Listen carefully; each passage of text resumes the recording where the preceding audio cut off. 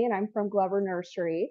So during our hot summer months, drought stress is something that we see a lot more of, especially in pots when you've just purchased your plants and maybe a little bit before you're ready to plant them.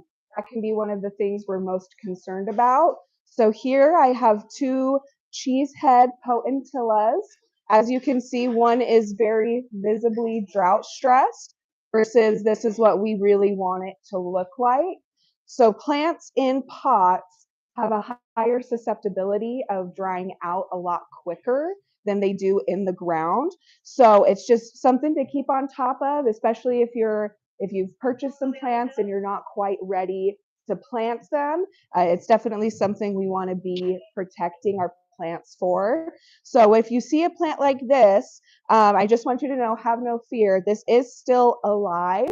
I know it doesn't look super good, but some things that you can check if you're having a plant that looks like this, as you can see, like these stems are still pretty pliable, got a lot of pliability. We do have some growth with our leaves. And one of the best ways to check for how your plants are doing is to do what we call a scratch test. So that's where you just take one of the stems, scratch it just a little bit with your nail, and we're still seeing green underneath. So that's still going to tell us that our plant is alive and there is still some vigor to it. So with enough rehab, this will get back to looking like this, but it can take a little bit. So we do want to try to avoid this happening to give our plants the best start. So the best way to take care of your pots is you're going to want to on top of the watering, which especially with our high temperature fluctuations can mean 2 to 3 times a day. Another question that we get a lot is how much we want to be watering. When we have things in pots, we want to be watering enough that water will start to drain out of the bottom holes. Something to keep in mind with that is if it does get really drought stressed, the soil will shrink up and pull away from the sides of the pot. And then it can take a couple soakings for it to really rehydrate. So it's actually absorbing that water and we're really filling those soil pores.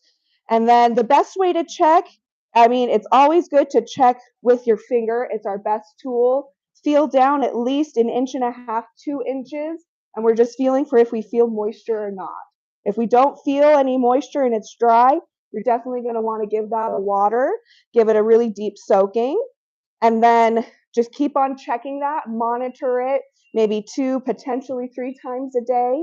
And if we can put it in a covered spot with some shade, that would be really great as well to just kind of help keep it from getting a little bit too stressed.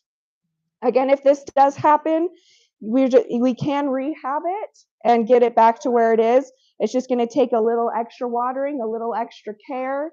And there's some additional like other products that can be used, like root stimulators and other fertilizers that can help that out as well. So Emily, I want to ask you a question. I know you deal with a lot of people coming in the store or over the phones. Why are people waiting to plant? Is it just because they think you can't plant when it's hot? That is something that can be happening where you can, it's a really hot day and you don't want to plant, which in general, we don't want to be planting when it is super hot. But if you already have your plant, it is going to do better in the ground with retaining that moisture than it is in the pot. And I mean, you could also just not quite be ready to plant. You maybe have a plan happening, or maybe you've got some friends coming over to help you out on the weekend. So maybe you're waiting for that.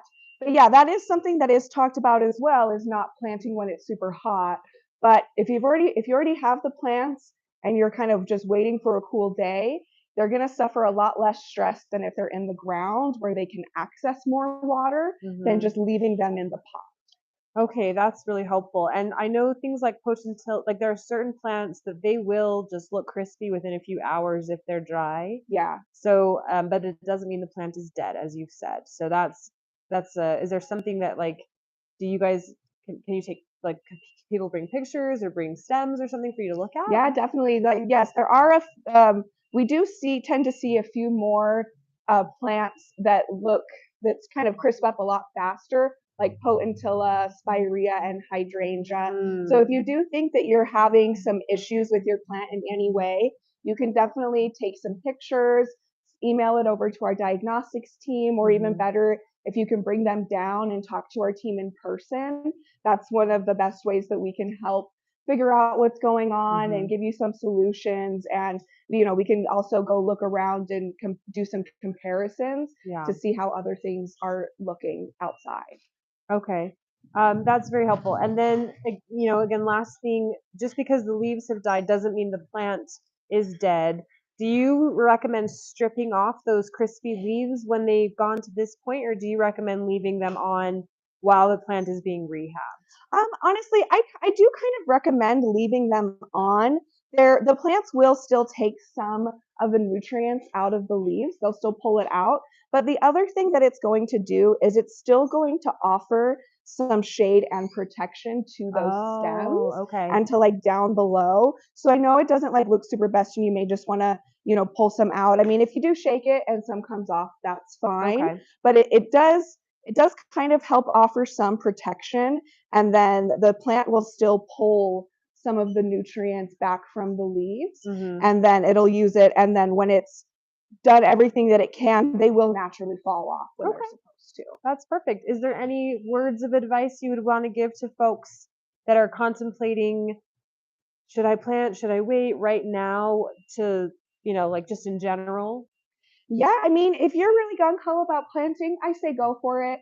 Just keep in mind what temperatures are at right now and what they're going to be for the next couple weeks. It's something that's definitely still doable. They're just going to need some extra attention and extra water. So if you have time for it and you're willing to put in the extra effort, there's no reason why you can't.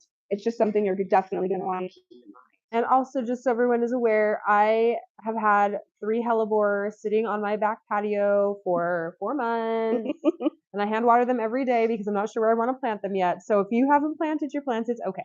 You're Yes, not yeah. alone.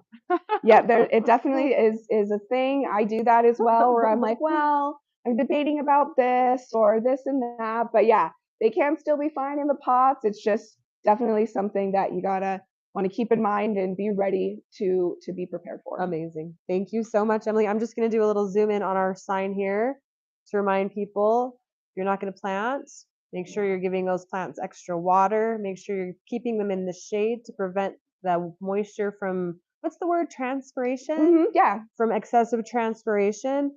And then repeat that over and over. Okay. Thank you, Thanks, Emily. everyone. Have a good Appreciate it. There's day. your face. I'm like, where's her face? There it is. Okay, thank you.